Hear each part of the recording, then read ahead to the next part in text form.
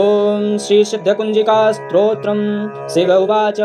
शृणुदेव प्रवक्ष्यामि कुञ्जिका स्तोत्रमुत्तमम् येन मन्त्रप्रभावेण चण्डीजापः शुभो भवेत् न कवचं नार्गला स्तोत्रं कीलकं न रहस्यकं न सूक्तं नापि ध्यानं च न न्यासो न च वार्चनं कुञ्जिका पाठमात्रेण दुर्गापाठफलं लभेत् अतिगुह्यतमं देवी देवानामपि दुर्लभं गोपनीयप्रयत्नेन स्वयोनिरिव पार्वती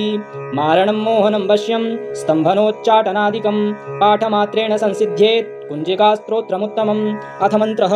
ॐ ऐं ह्रीं क्लीं चामुण्डायै विच्चे ॐ ग्लौं हूं क्लीं जूं सः ज्वालय ज्वालय ज्वल ज्वल प्रज्वल प्रज्वल ऐं ह्रीं क्लीं चामुण्डायै विच्चे ज्वल हं सं लं क्षं फट् स्वाहा इति मन्त्रः। नमस्ते रुद्ररूपिण्ये नमस्ते मधुमर्दिनी नमः कैटभहारिण्ये नमस्ते महिषार्दिनी नमस्ते शुम्भहन्त्रे च निशुम्भासुरघातिनी जाग्रतं हि महादेवी जपं सिद्धं कुरुष्व मे ऐङ्कारी सृष्टिरूपायै स्त्रीकारी प्रतिपालिका क्लींकारी कामरूपिण्ये बीजरूपे नमोस्तुते चामुण्डा चण्डघाती च ऐङ्कारी वरदायिनी बच्चे चाभयदा नित्यं नमस्ते मन्त्ररूपिणी ॐ धां धीं धूं धूर्जटेः पत्नी बां बीं बूं वागधीश्वरी क्रां क्रीं क्रूं कालिका देवी सां सीं सूं मे शुभं कुरु हुं हुं हुंकाररूपिण्ये जं जं जं जम्भनादिनी